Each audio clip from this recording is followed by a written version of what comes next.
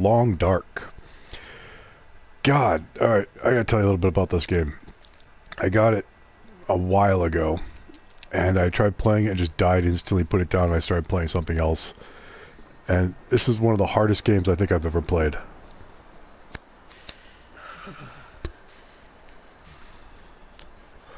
Right now I'm shivering in a truck in Interloper. If you look at the bottom left-hand corner of my screen, it's all your basic, like you see my health is down. The very far left one is how cold I am. So I'm half cold right now. It's going down drastically. The next one over is tired. Next one over is water. Next one over is food. In Interloper, you have to play this game completely different than you play it on regular, because you just don't have food, period. You don't have, like, anything. So you have to starve yourself, kind of thing, where you don't eat all day until nighttime. Make sure you have plenty of water and basically fall asleep and raise your condition up. So you sorry until you get into a better food area, or you get a lot more food. Why was it loud? It's gonna be dark in here because it's nighttime. So I've been playing this one for a day now. This is the garage here. This gas station is excellent. But, yeah, it's almost daytime. The radio wheel opens up, left L1. Top right-hand corner, you see night and day cycle. So the moon's going down, the sun's coming up, basically. And then everything else here is just from weapons to light sources to food and navigation and stuff. And you can see this room's going to start getting brighter and brighter. All my stuff's on the ground. You're going to be able to see how I've been doing this. But let's go to second. Alright, cabin fever risk. This is why I was outside. I'm at 2% right now. So I got to get that down. If you get up to 100% in Interloper, you cannot sleep inside, which means you cannot raise your condition or get, you know, not be tired anymore or anything. It's an absolute freaking nightmare. First thing to do in this game is when you are playing and you get into a new building, like this one here that I'm in, learn your building. So you look at the window, back up. I know there's a doorway right there. Alright, now I can back up this way. I know there's another doorway over here, but I can't find it like this. So just move around a little bit. Alright, see this window? Where is it? I can turn around. I can actually see it now. There's another door here. Now, in this room, in this gas station, it's warmer. Look at my bottom left-hand bar. See the little arrows going up? I'm warming up now. If I leave this little room, it's not too, it was one up. But here, let me show you on the thing. Bottom left-hand corner, it says it feels like 9 degrees Celsius. The air temperature's 5 degrees, and all the clothing I have on allows me to bring it up to 9 degrees. I enter this room here. Now, feels like 14 degrees. For some reason, this gas station has 2 different places you can stand to warm up, and this is the better room. The front door with, well, you can't really tell. I'll go outside for a real quick second here. Now this is over in Coastal Highway, which is not really somewhere where you're going to be. If you do buy this game, I do recommend it. Don't update it. If you want to try to play it out a bunch of different ways, don't update it the first time you play it. It's not a whole different game, but some of the things they've changed. Yeah, so this is the gas station, front door, the gas pumps are. It's actually warmer than the back room. Alright, I am in a car right now because it's warmer to stay inside of a car and watch your temperature go down than it is just, of course, to be outside. Wind chill will destroy your gear. If you try to stay in like a wind block, like the side of a house, sometimes you'll notice the heat will go up a little bit, but you gotta stay out of this storm. And you gotta, in Interloper, you gotta come outside constantly. If you're not outside constantly, you get cabin fever, and it's just, It ruins it. So I like this little gas station because there are cars to jump into outside wherever you need to be. Really right next to the house. And it's kind of hard to find. Pleasant Valley, the cars are all a good 50 yards away, like the farmhouse or whatever. So that's kind of a pain. If I'm over in some Mystery Lake, I mean, if you're at the hut, there's no cars. You got to go to the one of the fishing village cabins. I mean, not the fishing village cabins. Fishing huts. Brain fart. But in here, I feel pretty safe for the duration of the game. But I'm up to day 28, I think it is. Let me check. 23 or 4, I don't know. Let's see. 26. Alright. So, and you can see from first day, I started in Pleasant Valley. You do not want to stay in Pleasant Valley. Pleasant Valley, even if you play the game out normally, they tell you straight up, Pleasant Valley has the worst wind and conditions because of the way the valley is. And they even try to tell you get to the coastline where there's less wind and less problems.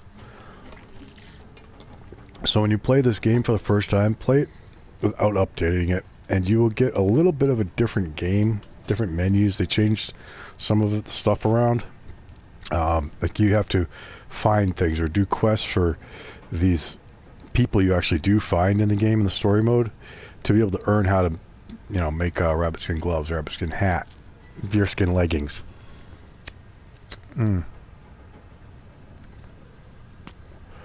So it's interesting, and it gives you a real good baseline how to play the game. After you update the game, oh, and plus before you update the game, you won't make it past the bear. I guarantee it. You won't make it past the bear. Absolutely insane. You got to go all the way down to Broken Railroad and pick up the gun. If you play it without updating it, and if you play it after updating, you have to go all the way down to the. Well, I don't. A spoiler alert. You know, fast forward a little bit if you don't want to hear it. But you go all the way down to Broken Railroad, and you pick up a spear. And this spear, you'll never see it again in the game for some reason. I mean, I can't even get it now in Interloper, which would be freaking awesome to kill a bear with the damn thing. But then you have to kill a bear and move forward. Now, this game came out in 2017 or 18, I think. And what they've been doing is they were a game that was sponsored on Kickstarter. So they created a whole game, survival mode and whatever, and they created a story mode, and they've been adding to the story mode like every year. They've been putting on the rest of the story. It's going to go up to 5, you know, different chapters in the story, which are huge chapters. This whole map is bigger than Skyrim. But basically they're on 4 right now, and 5 will be coming out hopefully by the end of this year, which will be the final installment. And the storyline goes, you're an airline pilot, you're taking your doctor friend or more or whatever out to this island, Bear Island. It's just an absolute shit show of a, excuse my French, of a plane crash, and then you're separated and you got to try to find each other, and it's an absolute nightmare to try to play. So to get into some of these skills here,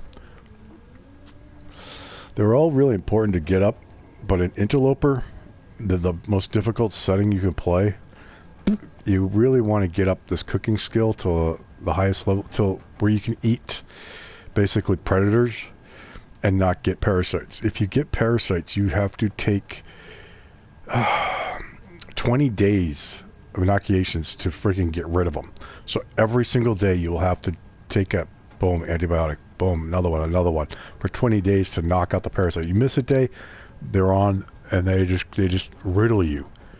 So don't get parasites in Interloper. You start eating carnivore meat and everything, just don't do it. The second most important thing, some people say fire starter. I'm kind of in carcass harvesting, but it's kind of quick and easy to get up.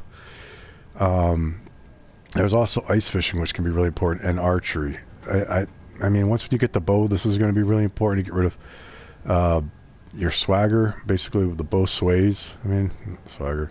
But once you get up to the highest level, you can crouch and shoot, which is really important when you're trying to take down deer, because sneaking up to them and then standing up and shooting them in the back of the head, it's such a pain in the butt. I mean, if you can sneak right up to them, draw the bow and shoot, it's good. You can knock them real quick. It's not fun though, try to sneak up on a deer and then stand up, or anything else for that matter. Mainly, you're only going to be killing deer in this game. You can kill bear, moose, wolf. A little more tricky. Well, actually, a lot more tricky. All right, as you can see, it's starting to lighten up in here because it's now daytime. Check the top right wheel. Once that sun comes all the way up, even the bottom little, like, little arrows coming off around the side, those have to come fully all the way up. Then it will be a lot brighter and completely daytime. But this is the gas station. Drink out of toilets in the beginning of the game. I know it's disgusting, but you'll open them up and take all the water, and you won't need to actually do anything to boil water right off the bat. In the beginning of these, when you play survival mode, it's all about moving and running to the next map and getting somewhere else and getting everything you can possibly gather up. Fire in this is annoyingly hard to find. A single pack of matches when you play Interloper, you just can't. So play something lower level until you get the hang of it. Now, the most important things I've learned about fire is that you can actually light torches and then light your fire barrel. Alright, so that's the most important thing you can do. Alright, and you can light a torch anywhere. These are the torches. You find one of these, you're golden for matchsticks, okay? Wooden matches. They last a little longer when you hold them in your hand too, and you have to light a match by accident. But light the torch first. Always pull out a torch. Alright, it's a flare. Alright, pull out a torch, light the torch first, and then light any kind of fire you're gonna light. Don't ever light a fire with matches. Never. It'll be the first time you light a fire, you're gonna have to light it with matches. And then pull a bunch of torches from that fire. So make sure you throw a ton of wood in it, and then you just pull out a bunch of torches so you have at least 3 on you, and then they might be anywhere from half full to like a third or even a quarter when you pull them out of a barrel, because they're not brand new. But when you make them in your inventory, you need to use oil, like this jerry can, or oil from fish. Alright, and you need to use cloth, leftover cloth, and then you can make some torches. Alright, you're gonna need sticks as well, a bunch of sticks. Plan on getting these all day long. Anywhere you see them, you want to carry sticks. 15 sticks and 5 pieces of cloth might save your life, because that makes a snow shelter. A snow shelter is a little thing you put down on the ground. You climb inside of it, it stays warm in the middle of a blizzard. If you find a nice little windbreak or something, you can put a fire up next to it, so you bring some extra sticks, or you bring like a piece of cedar firewood. People say bring 2 pieces of coal with you wherever you go. There's a lot of coal out there. You can find it everywhere. You only need like 5 to really start up the forge. And in the beginning of the game, dude, just Interlopers to try to make it 1,000 days. But, you know, if you're not using everything to your advantage in the beginning, you're just gonna die. I mean, how many times I've not lit a match thinking, oh, I think I could just get away. You know, it just a lot of times I die in this game because you hoard something and you don't use it. All right.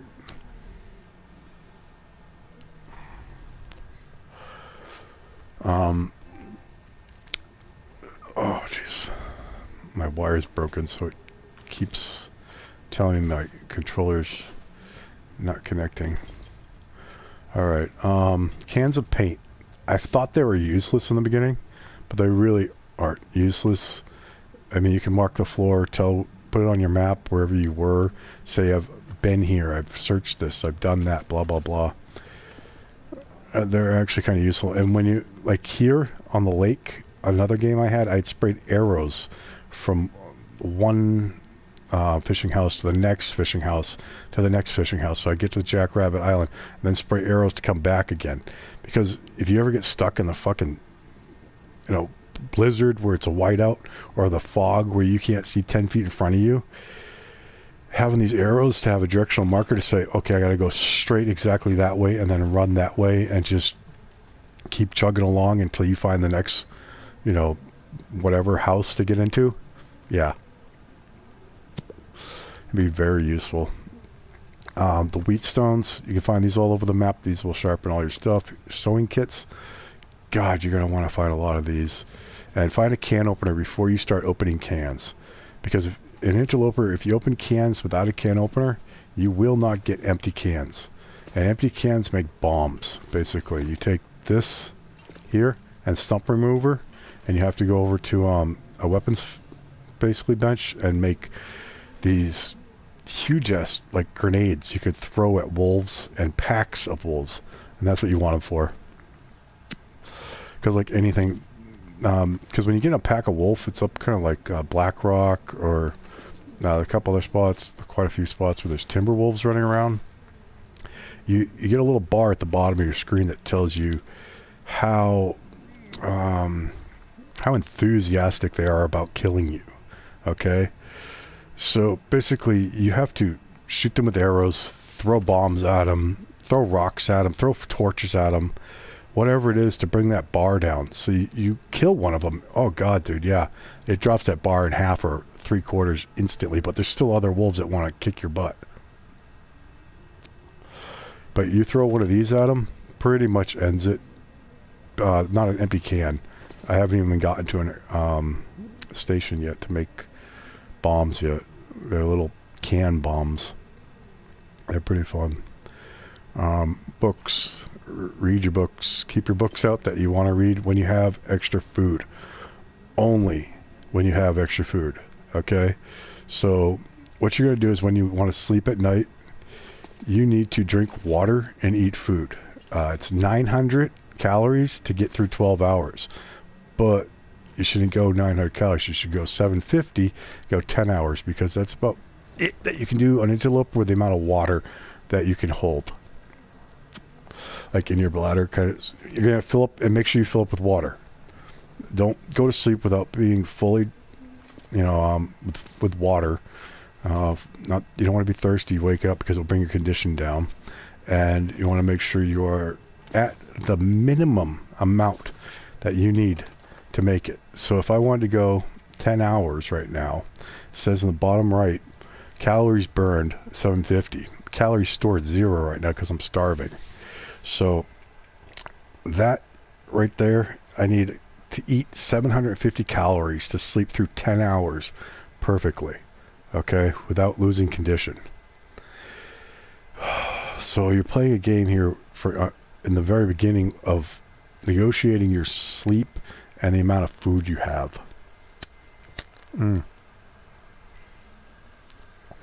Which is a pain in the butt. Now left side says feels like 9 degrees. That's because of all the clothes you're wearing. And when you get in the bed, you're going to get an extra 5 degrees, which will bring me up to 14, which is basically means it will be warmer for me.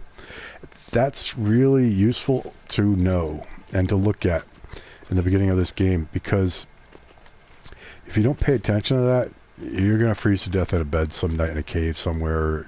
You're just going to realize that you can't sleep in this bed right here.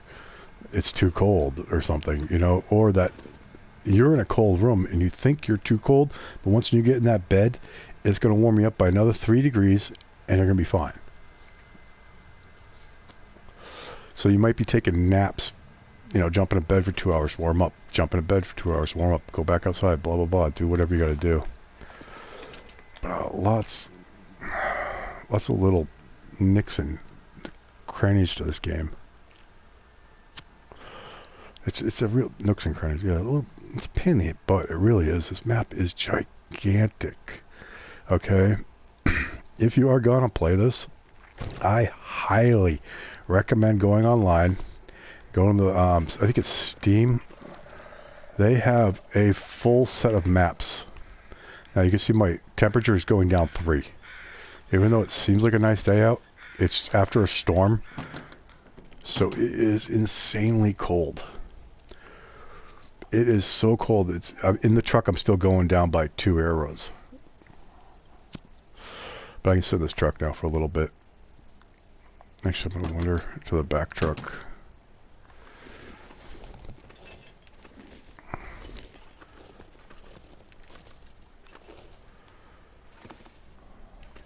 You have to pretend like you're going to die every time you come outside. Look around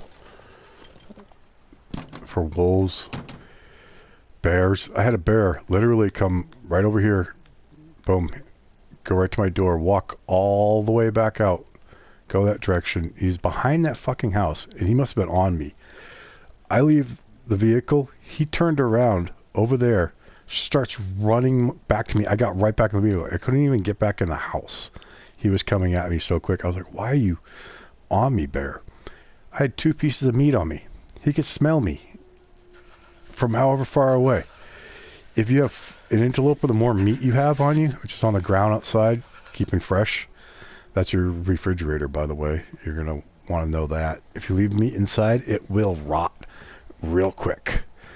I'd probably leave meat inside a few days, 2 days, tops. And then you put it outside like this, it barely goes down. It goes down so slow in its condition. It won't spoil. It's just in a freezer, basically, which is really nice.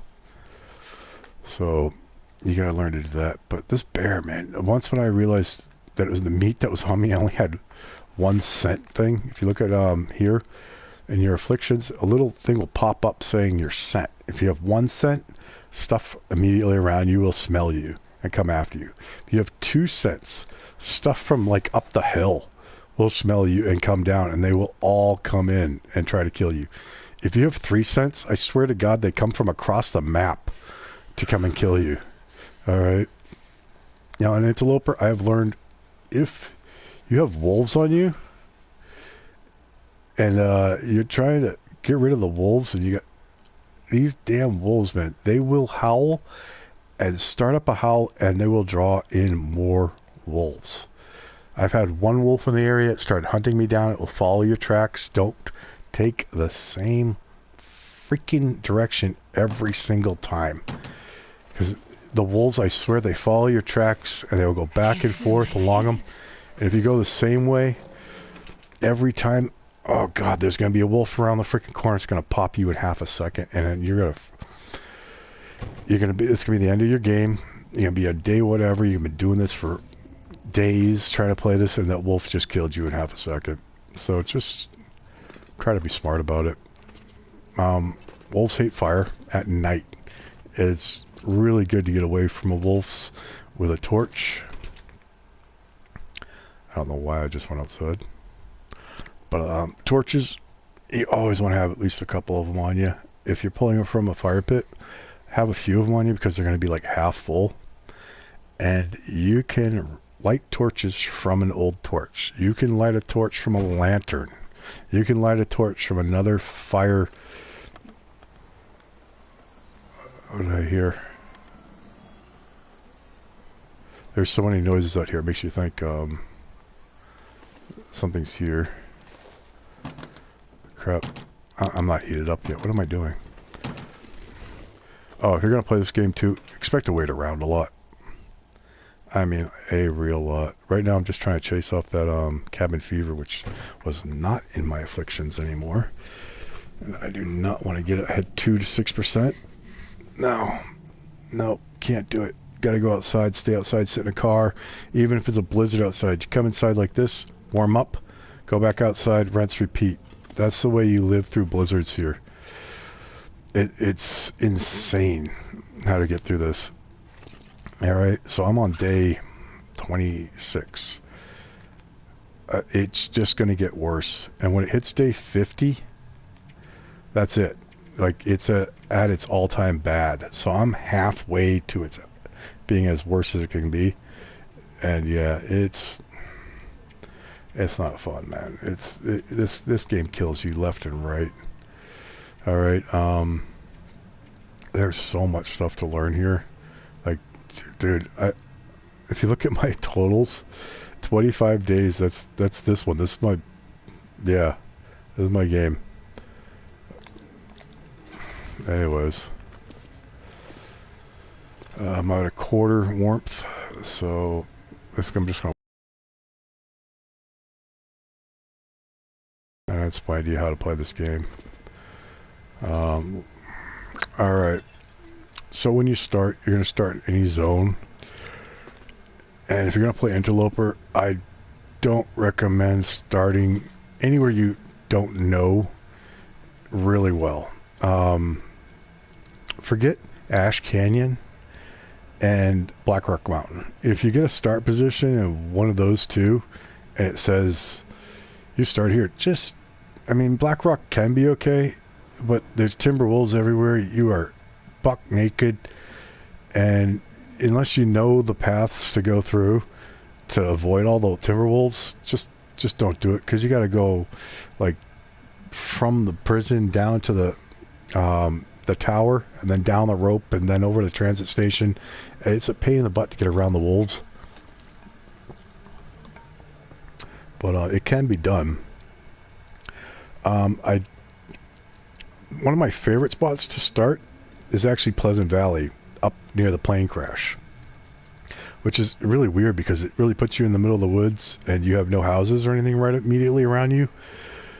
But you can run straight to that plane crash and you can get clothes. Clothes in this game, especially in Interloper, are the most difficult thing to find, and do not throw them away or do not destroy them, especially if it's somewhat nice clothes. Save it, hold it, do whatever you can, put it on the floor, get it to your next zone, or store it somewhere and put down a paint mark saying you put storage there, because you're not going to remember. You can write notes down in this game. You press pause, go into the notes, and write notes for yourself too, which can be really good, like found hammer here, so you can remember it for your next game after you die, because you are going to die eventually. The cold will get you eventually, unless you have everything set up perfectly. The goal here is to get to like 500 or 1,000 days, of survival. But it is really hard to do that. So, another thing. This is one thing I wish I knew. This game saves when you go inside of a house or when you get hurt. Okay? So, not like because I'm continuously going down because I'm slowly starving to death, but when I go into a house, when I get hurt by, when I get hit by, excuse me, when I get hit by wolves or deer or anything else, it's going to save the game, and then you're going to be right back there again if you try to like stop your game. So, all right, that's your only save feature. You got to go through a door into a house, back and forth. You'll see at the bottom right hand corner saying saving, and that's your save point. Now, this is cheesy, but I'm going to tell you some cheesy things. If you are being attacked and you haven't been hit yet, and you press pause, you could quit out and restart your game and go back to the last door you went in. You'll lose all your save data, maybe the whole day of doing whatever you were doing, but you'll be able to go back to the house and be like, okay, I could try again. That's the last resort. I mean, seriously though, don't do it. If you don't need to, try to run away. It gives your heart rate up a little bit. But yeah, it's a little trick, but it's not fun to do it. I mean, it's cheesy. You don't start a new game though. I know. So there are some other cheesy things too that people do. Cutting up meat when you are basically harvesting a carcass, you like have to go like 0.0 or 0.5 whatever your weight is. I think I'm in metric right now, so it's kilograms. But basically, if you stop harvesting once when you started, you're going to get like 0.05 kilograms, and that is going to be like 23 calories of meat. It's gonna be like a little itty bitty piece of beef jerky. And I like to call them doggy snacks, okay? Dog treats. These are fucking dog treats, okay?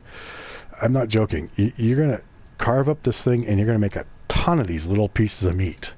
And then you keep one of them on you. If you try to keep two of them on you, you're going to smell. Or maybe three of them. I think it's three. Or you have to check. I think you can carry two. But you're going to smell. The more meat you have on you, the more you're going to smell. All right? And stuff's going to come get you when you smell. But these little doggy treats, when a wolf's following you and you don't want him to follow you all the way back to your house, okay, because they will stalk you. You'll hear them behind you. It's the weirdest sound in a set of headphones. It will really creep up your spine and give you a chill. But you can drop one of these little doggy treats on the ground and that dog will stop freaking tracking you and go eat that treat, and you can run and get away from him. And that's really important, okay? Another thing. Hold on, I gotta fix this. Alright, that should sound better now. Also, when you make all these doggy treats and you put them on a stove, they cook up after like 1 minute. And they raise your cooking. Okay? So, basically it's like cutting up something in your own fridge and then cooking small little pieces of it every single time, getting it perfect every time, raises your cooking up. So oh shit,